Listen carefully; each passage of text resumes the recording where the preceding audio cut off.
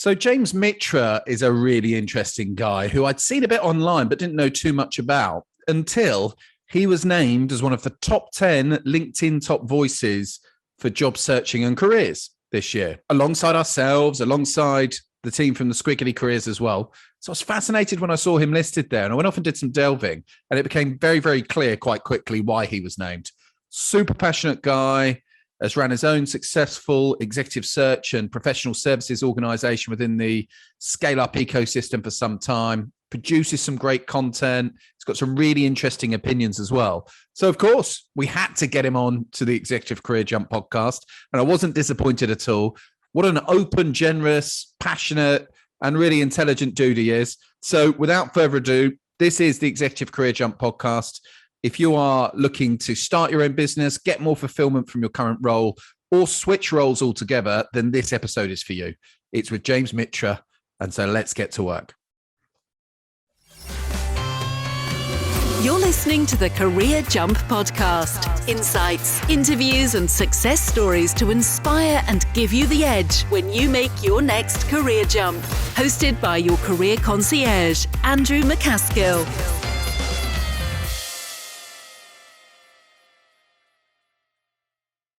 Hello, welcome back to the Executive Career Jump podcast. I'm your host and career concierge, Andrew MacAskill. I'm really excited today to be joined by LinkedIn top voice, James Mitra. How you doing, James? I'm very good, Andrew. Thank you so much for having me on the show. Really appreciate it. No, we really appreciate you coming in. So, as I said, James is a fellow LinkedIn top voice. And when I saw his name in the list, I went off and did a bit of digging. And I saw we had a load of mutual acquaintances, but also that he was doing some very, very interesting work in the talent ecosystem. So very excited to hear a bit more from James today and share his own learnings.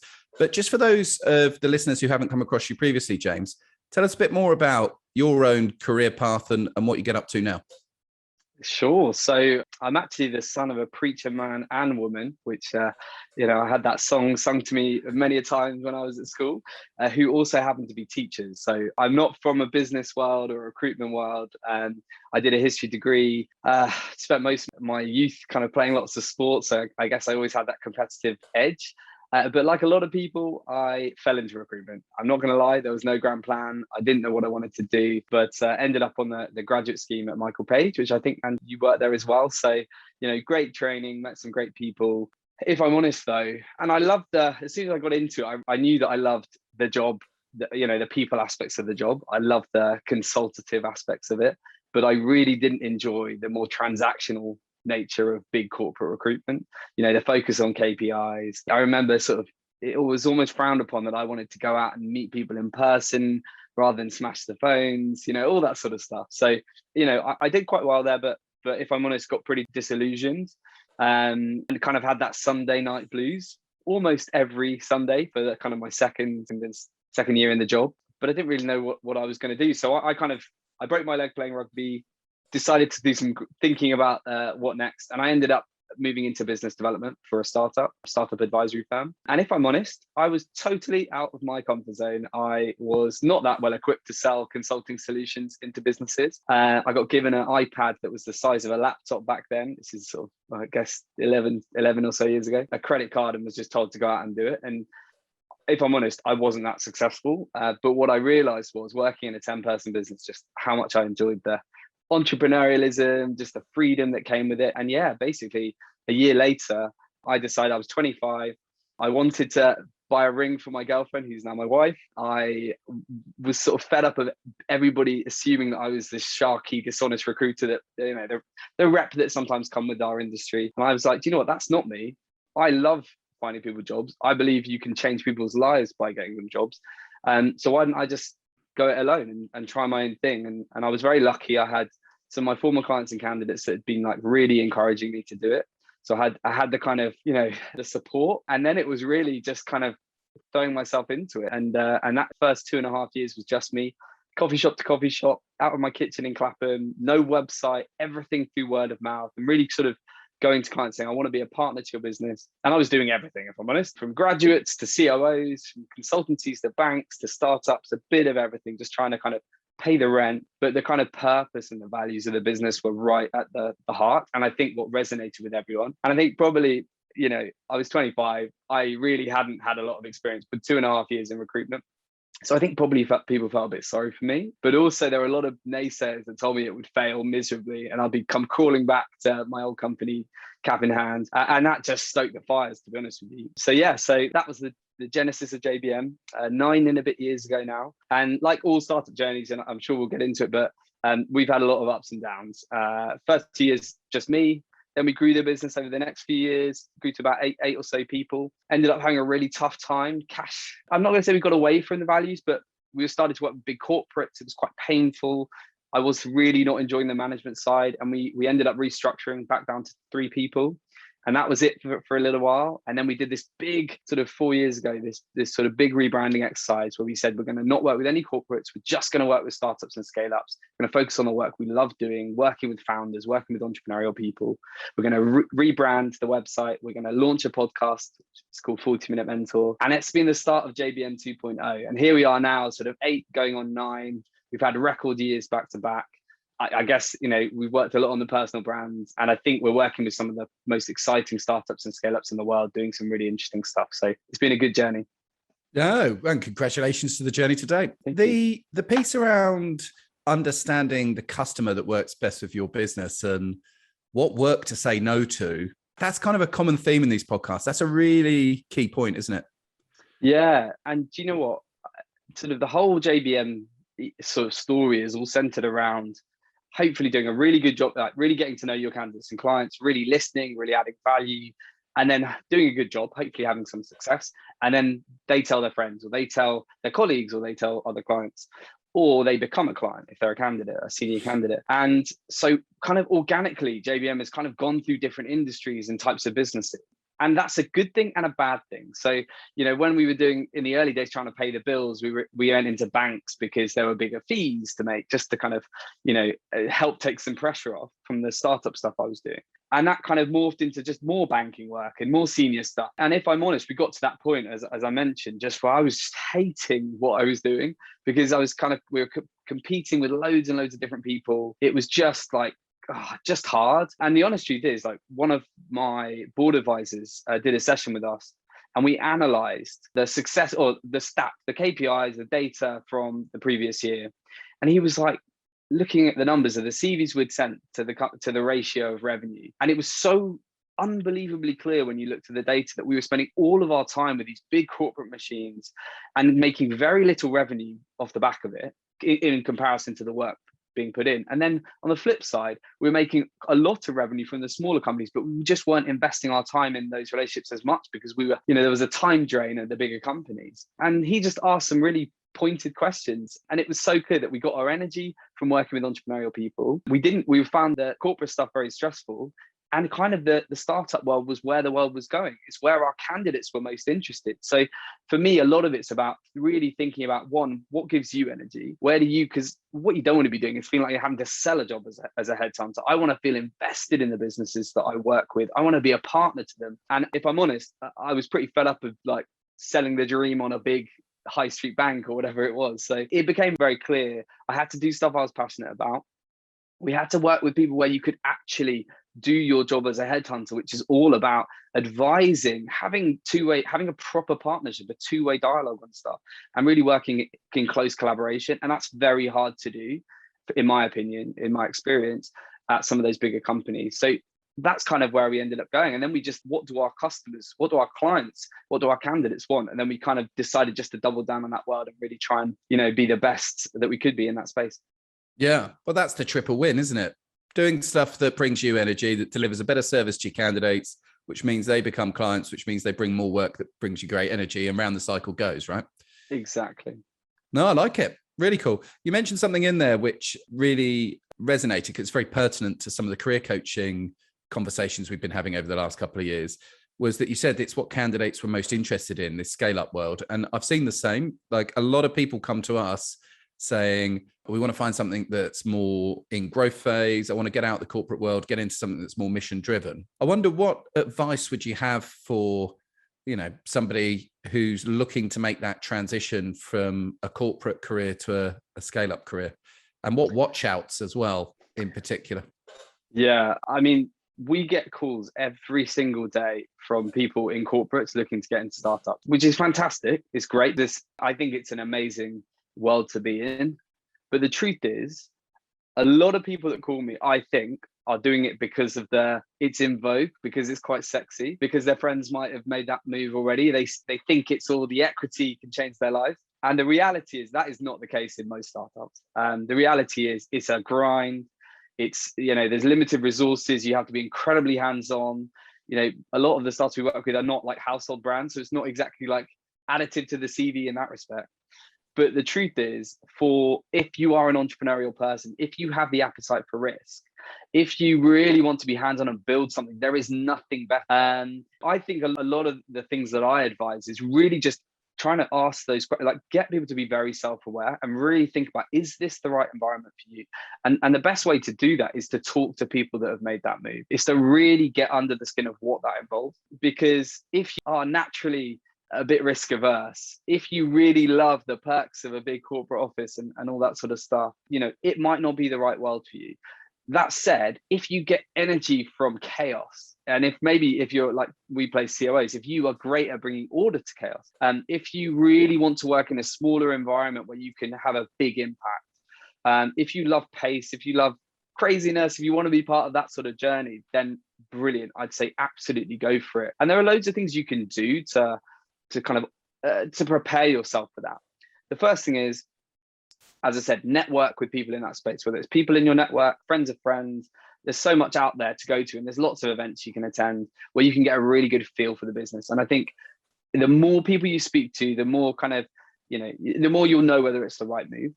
There's tons of resources now online from, podcasts, hopefully like ours, 40-Minute Mentor, but things like Secret Leaders, Diary of a CEO. There's tons that shine a light on the reality of startup life. Again, just helping you to either get excited or maybe just realize it's not right for you.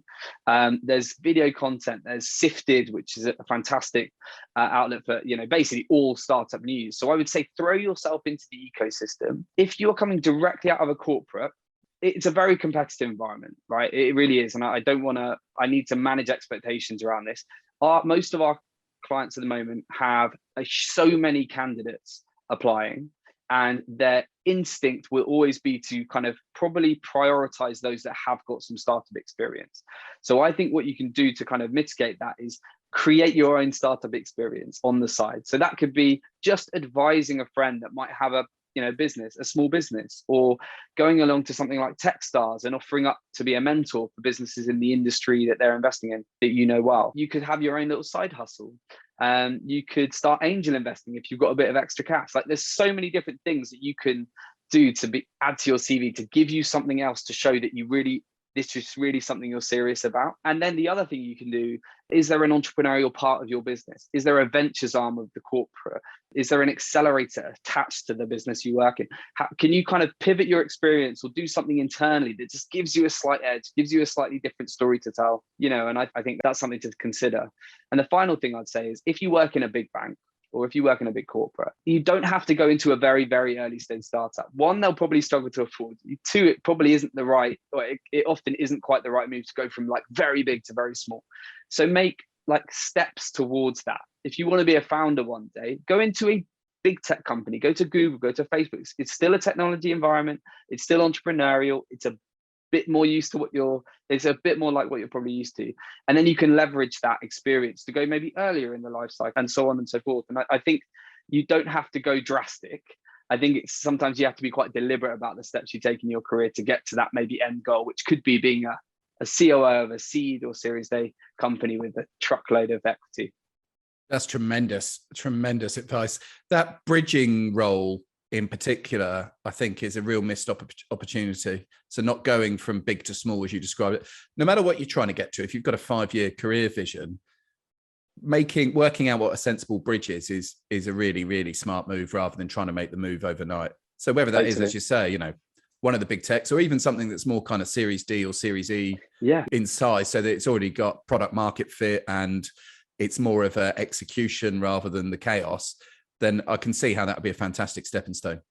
Totally. And it's just work. It's about working in a tech first environment, getting exposure to product management and engineers and just being a bit closer to the action. And there's tons of people that we've seen make those successful moves from consulting to a big scale up to an earlier stage up, or scale up, or from banking to a challenger bank to a early stage fintech. It really is a good way of doing it. And I think sometimes people feel the pressure. They're like, I want to work in startup world, I've got to go big. But it's just not always the sensible thing to do. So I would just think it through. And I think, as I said, there's so many resources, there's so much opportunity out there. And I think there's a lot of willingness in the tech ecosystem to take calls and give advice. And I think you've just got to be open to that feedback. I think that's the one thing that I find sometimes is the best candidates I work with really are open-minded and will take feedback and take our advice, because we do, we have seen this and we've been working in this space a long time, and then they'll do something about it. Some are a bit, blind, sort of one-track minded on it and go forward. And unfortunately, sometimes that result in a move that isn't successful. And I think you just got to weigh up the risk when it comes to making a call on that sort of stuff. Yeah, agree. Very well said. Now, one thing I think is particularly nuanced about working in that startup and scale up space is reporting into founders. So I've worked for 3 founder-led businesses, and it surprised me moving from a large organization to a founder-led business. What are the key watch outs there? What do people need to understand when they're working for founders? Yeah, I mean, it does depend on the founder to some extent. I think you probably have to accept, it does depend. If you're a COO, which is what we recruit, there is nothing more important. If it's a founder CEO, there is nothing more important than that relationship. If you do not see eye to eye on and have very clear roles, that is just never going to work. Often the founders and CEOs are visionaries, great at the strategy, possibly great on the product side, great with investors. And the COOs are all about running the business and execution and, taking off the stuff that they're probably less good at. And I think the best founders are visionary and they're amazing and inspiring to work with. And, I think you will often just go to work just feeling like this is incredible. But they're also sometimes, and I don't want to say all founders are the same, but they can be, it's their baby. So, and I know this from personal experience, JBM is my baby. I try not to be overbearing with stuff, but certain things that I just have like, no, this is how we do it. And I think some founders can get a bit too into the detail, and that's where we try and help build out leadership teams to protect the founder from getting in the way of the business moving forward. But you just have to accept that sometimes happens. Founders can be a bit over involved. And then the other thing says the founder won't always be there, not necessarily. Sometimes in startups, things evolve. So you might join a startup because the founder is a visionary and is incredible at what they do, but they might not be the person to take a business from Series B to IPO because they've done the scaling phase. They're the ideas person, but actually what you need is a professional CEO to come in and lead it on that journey. So that's one thing to also consider, is that, startups, things change a lot in startup world, and things evolve, and there are people for different parts of the journey. So although I always want people to go into companies for a long period of time and grow their careers with them, they probably have to go eyes open that isn't always the case. And teams and exec teams do change. Yeah, I mean, there's many things. I've got lots of shocking founder stories, but there's also some incredible ones. And I think the best ones, I mean, we've just done a podcast with a founder called Wing Chan, who's the CEO of a company called Sourceful, which is backed by Index Ventures and an awesome sustainability business. And he is the best type of founder, in my opinion, because he invests heavily in people.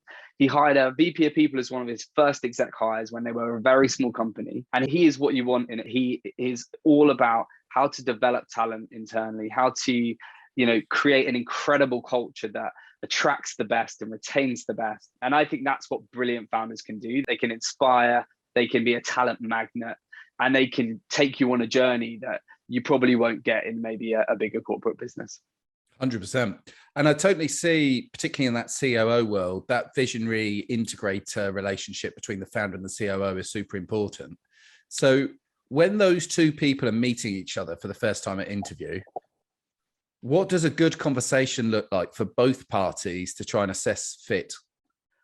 A very, very honest one. The CEO is likely to be looking to that CEO to be their number two, to be the execute. I mean, there's lots of different types of COOs, to be honest with you. So there's like a P&L driving commercial COO, which will probably be possibly running, managing GMs and really driving growth in the business. So that's a slightly different profile to a kind of process optimization back office type of COO.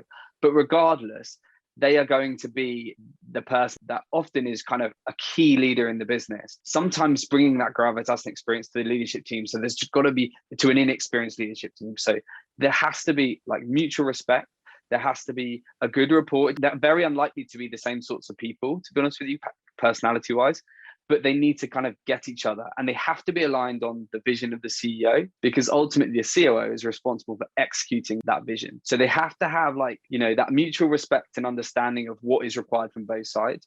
The CEO also needs to be really clear on what he wants to get, or he or she wants to get out of the COO, and what their role is, and be just aligned on that, because I've seen it before where it's not quite fully defined. And this is what we try and help companies with, is just really define what that role is, and then give them the autonomy to execute and actually do the role, and don't get too involved. Because the whole point of hiring a COO is it frees you up to do the things you've probably not been doing that well, you know, because you're a founder and you're trying to do everything. And I know all about that. You know, I've in the early days had to do loads of stuff that I'm terrible at.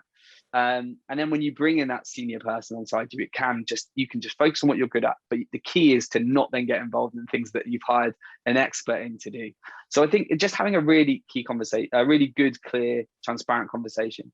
I think the other thing is the CEO will want to see from the COO the battle scars. Often you're hiring somebody who is coming into an early stage business or a scaling business, and you're hiring their expertise of being through that, having gone through that journey before, to give you the comfort that this is going to be okay, and that they're going to help sort of enable the business or transform the business to enable it to scale at pace. So that's putting in place the processes, the frameworks, the systems, evolving the culture. So I think on the CEO side, that's what they want to get comfortable with. And I think they also want the COO, who's often an unheralded superhero that can do lots of different things and is a real generalist, you know, to be very honest about their gaps as well. Because I think if you come in as a COO selling the dream, saying you can do everything, but actually the truth is you've never run, you know, a people function before, then you can quickly come unstuck. It's better to be upfront about what you can and can't do. And then hopefully, if it's the right hire, if there are gaps, you know, you'll have budget to supplement those, you know, to build the right team around you, to create the org structure to enable that business to be successful. Yeah, absolutely stellar advice again. Particularly, I think the honest conversation. If both parties are overselling to each other, it's not going to be set up for success, is it? It's so true. So true. Good. Sorry to interrupt the podcast. I just wanted to talk to you very quickly about the job search playbook. So we very proudly published the job search playbook in 2021. And to our surprise, it became an Amazon bestseller. I set out with a really simple objective when I was writing it, and that was that I wanted to get the best possible job search advice and tangible action points into a small book that was less than 100 pages and cost less than £10, so that anybody who was on the job market or who knew somebody who'd been made redundant could buy this book, give it to them. They could read it over a weekend and shift their mindset and their approach to market to get better results. That was the brief. I think based on all of the amazing Amazon reviews that we succeeded. So if you would like to buy the job search playbook, head over to Amazon, search on the job search playbook by Andrew MacAskill, and I hope it helps you or it helps someone you care about to get hired quicker. Many thanks. Anyway, back to the pod. I guess I wanted to switch lanes a little bit now, James, and ask you about job searching in the modern ecosystem. Very interesting time to be looking for a job. A lot of people that listen to this podcast might be in transition in some sort of way. So imagine somebody with experience who you were close to got made redundant last week, and they said to you, James, can we go for dinner tonight? I've had, I've just been made redundant. I'm a bit worried about what I should be doing. What advice are you giving that person that you care about over dinner about getting hired in the current environment? Well, it's very topical. I actually had breakfast with somebody, a good friend the other day who is kind of at risk of redundancy. And we had this exact conversation. And I think the first thing I'd say is take a bit of time. Like first thing first, of course there are pressures, financial, etc., where you probably need to get into the market quite quickly. But I think there's something about taking a little bit of time, even if it's a day, just to take stock of things, think about what you've learned from your previous role, just really think about what gives you energy and where you want to go with your career, because it's often it can also be an amazing opportunity, sort of coming off the back of what seems like a terrible situation. So that's the first thing I'd say, is stay positive. There is so much opportunity out there right now, and I think it can be an incredible time to look. So first bit, just stay positive. And the second one, I think, is just about like making sure your shop window is right. So starting with LinkedIn, in this day and age, it's so important to optimize your LinkedIn to make sure you're getting the right sorts of inbound for the things that you're interested in. That's just like a very basic thing, but there's lots of, I'm sure, lots of resources out there to help you with that. But if you're in an industry where LinkedIn is prevalent, which seems to be most, just make sure that is fit for purpose. And it's just amazing how many people just don't do that. They don't tailor their experience on LinkedIn. And then I think when it comes to CV, I guess that's the next thing, right, in the process, is just making sure you have tailored your CV towards the roles that you're keen to go for and that are most relevant for your skills and experience. It is worth that extra 10, 15 minutes to tailor it towards particular roles that you're applying for. I just think that's just one of those things that some people don't do. They keep it generic and then they miss out because it's so competitive. You've just got to put in that extra time. And we can maybe come on to talk a bit more about specific things in a CV, but CV is definitely one of them. I think mobilize your network. The fact you're having, a coffee or tea with somebody is a great start. You're speaking to somebody that's in the know, but I think there's no shame in talking to people that you care about, or your friends or friends of friends, to know that you're looking and that you're on the market, as long as you have a kind of some clarity around what you need from them. So, and what you're looking for or what you're best at. Appreciate that sometimes you don't know exactly what you want. And so going into those conversations with an open mind is important, but also be clear on what you bring to a business, to your friends, to people you know, to recruiters, because if you have people that have your back and your eyes and ears in the industry, that just makes your job search easier. So just I always talk about, like, mobilize your network, don't spam, be respectful of people's time, go to the right sorts of people that are relevant for you and what you want to do, and then pay it forward in time to come when somebody else comes to you in that same situation. Because if everyone does that, it's a virtuous circle and a lot of goods can come from it. And then it comes to, and obviously headhunters, I think the key is working with specialist headhunters that respect you, that are credible, that will guide you and give you really good career advice, and will call you out on stuff and be very honest if there are things that need working on in your CV. There are lots of brilliant recruiters out there. Our industry gets a bad rap, but there are lots of brilliant ones, and there are also lots of crap ones. And for those that are less good, don't give them your time. Focus on the ones that actually are going to work for you and be proactive on your behalf.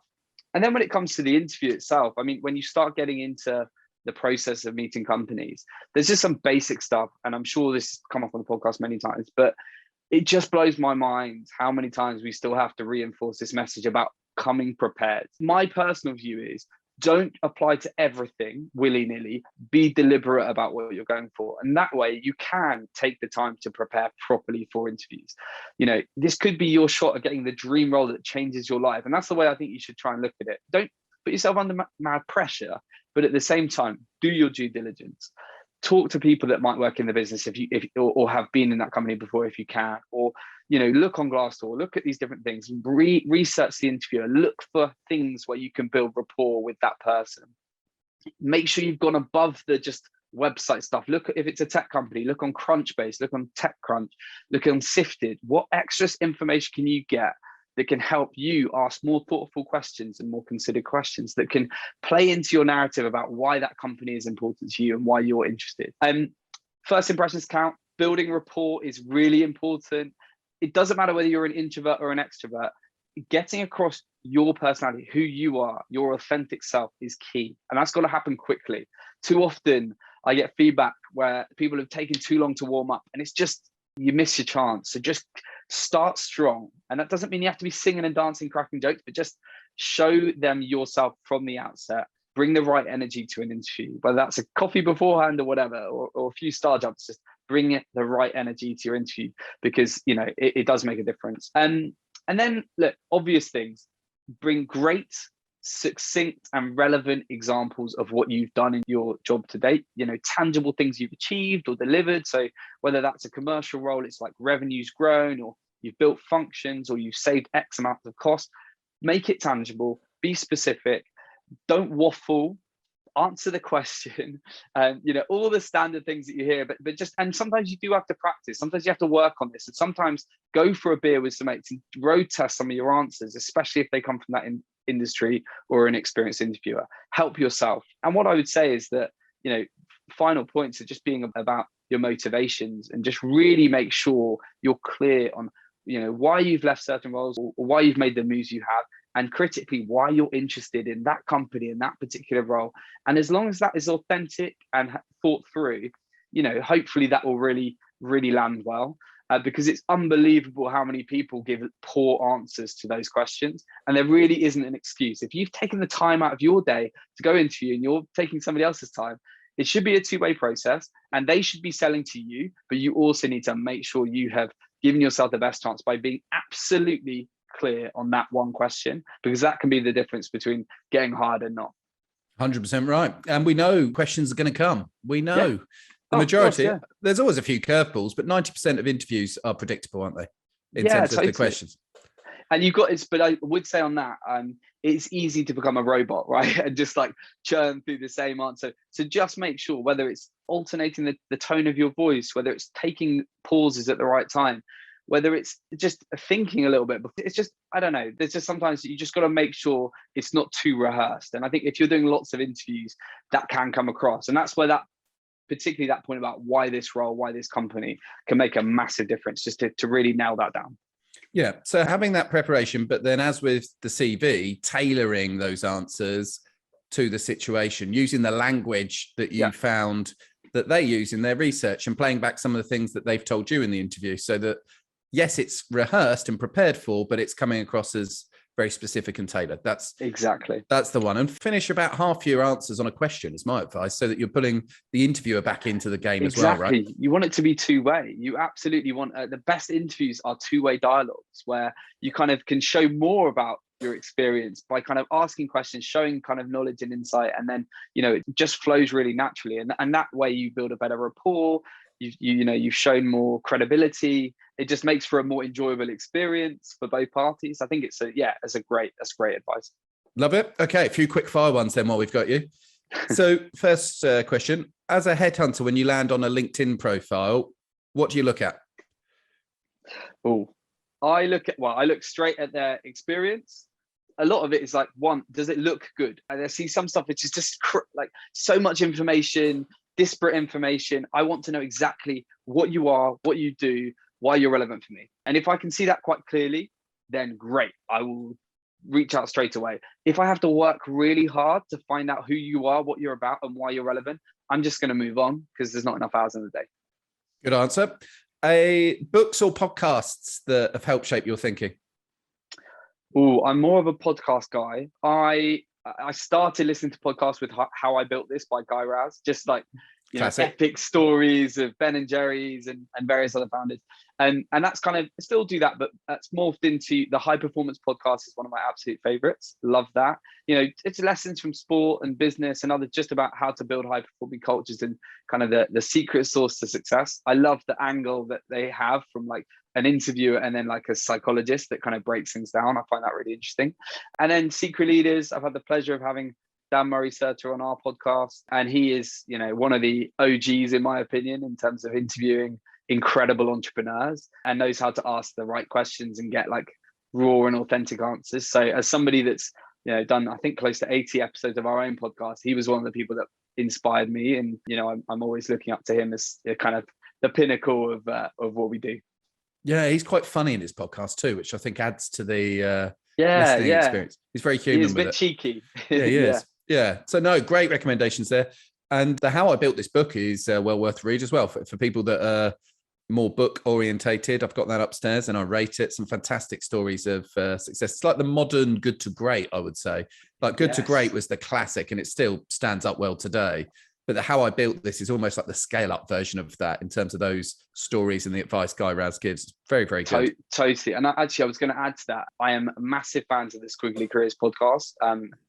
They are fantastic. Helen Topper came on our podcast as well, and I have huge admiration for her, and their books are fantastic. So Squiggly Careers and You Coach You. And it's just what I love about them is just anyone that's looking to kind of develop their careers, just like that actionable advice, just really, really tangible bits of knowledge that you can kind of implement your career. And I would say, Andrew, having listened to some of your podcasts, doing the stuff you create, you obviously, not to massage your ego too much, but the work you do is also just is so like tangible and valuable. And I think that's the best thing about the best kind of content creators out there. It's not just, sounds good. It's actually stuff that you can take into your careers and learn from. And yeah, admiration for you and the Squiggly team. Yeah, no, thank you for that. And totally agree with the Squiggly team. I've been on their podcast and got to know them through the Changemaker stuff. And it's also very real, as well as very we talk authentic, about, isn't it? Yeah, it is. And we talk about ABC, like the best content being actionable, balanced and compassionate. And I feel like they are just 100% in that zone. And it's very, very real. Yeah, good. No, fantastic recommendations. Do you have a quote that you like? I'm a quote fan, so I always ask everybody this. It's a good one. I can't remember exactly who said this, and I think it might have been on one of our podcasts, but it was, don't take big risks. Actually, this is Mo Gaudat, who is a saint. I love it. Man. Yeah. Absolute saint. He said, don't take big risks, take sure steps. And I think as somebody that set up a business relatively young, with only a little bit of recruitment experience, that was a risk to some. But the truth is, I saw an opportunity, I had a clear reason, I prepared well, and then I worked really, really hard. So it actually was a sure step. And I think, as we talked about earlier with candidates, I think career pivots can be a very daunting thing and it can feel like a risk. But I think if you prep well, do your due diligence, speak to the right sorts of people, then it's much less of a risk. And I'd say it's more an investment in your future. That's a quote that I've always kind of really resonates with me. We love Mo. Shout out to Mo. Absolutely fantastic. Final one. The candidates who get the best out of their relationship with you, what are they doing well? Question. What are they doing? So I think they really see it as a partnership. I think that's the key. I think they probably accept that we can't always find them roles and we won't always have volume. Like, we are not a volume recruiter. And they're very respectful of the fact, in my instance, that as a headhunter, I'm only working on a very small number of searches at any one time. And if they're not quite right, there's not a lot I can do. What I try and do for our candidates is really make sure I know what they're all about. Really have that, go beyond the CV and the kind of that 1 hour conversation. It's actually build a relationship for the long term. And I think that goes two ways. Like, the candidates that I get on the best with I know about their families and their friends, and they know about mine. And it's kind of, it's an evolution of that just career chat, because they also are the people that can advise me if I have, something that I'm struggling with. So I think the best candidates are the ones that kind of get it. They listen to our advice when it comes to CVs or interview prep or things they should maybe think about, in the next stage of their career. They're also give me feedback, so we can always improve the way we work and the processes, and particularly for our clients, and they are, I think they're the sorts of people that are also pay it forward. We really believe in, I've been very lucky to have the experience, the career that I've had and the opportunities I've had. And I feel it's an obligation to pay it forward to help others raise aspirations. So we do that through the podcast, and we do that through mentorship and, work in schools. And some of the very best candidates I work with are the ones that also see that as well, particularly at that exec level. And they're willing to be giving of their time and expertise to help the next generation come through. So I find, particularly at exec levels, when you are very busy, those candidates that, will pick up the phone to you when you need something and might go on a podcast or thing to share their experience, they're the ones that I think are often the most inspiring and who I have the best relationship with. Brilliant. Absolutely brilliant. So for anyone listening that wants to engage with you or the business, what's the best way for them to follow up or get in touch?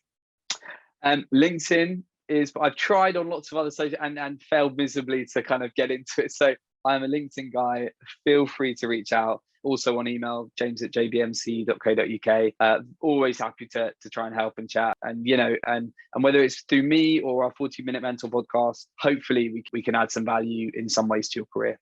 Yeah, I've absolutely no doubt. We were talking beforehand about the surprise you had being listed in the LinkedIn top voice list this year. Having spoken to you, I'm not surprised at all. I think that you're going to be a top voice for a very, very long time to come, whether official or unofficial. And just thanks for coming on and sharing so generously. You're walking the talk, and I have no doubt that people have got a lot from that. So thanks so much, James. It's been great to spend the time. Thank you, Andrew. I really really enjoyed the conversation. And I hope everyone gets something from it. And I will continue to keep listening to all the podcasts. I love what you do. So keep up the great work. Let's get to work. Cheers. Sounds good. Thanks, Andrew. Cheers, mate. You've been listening to the Career Jump podcast with Andrew MacAskill. For more resources and information, just head over to the Career Jump website at www.execcareerjump.com to supercharge your job search and start making moves. Let's get to work.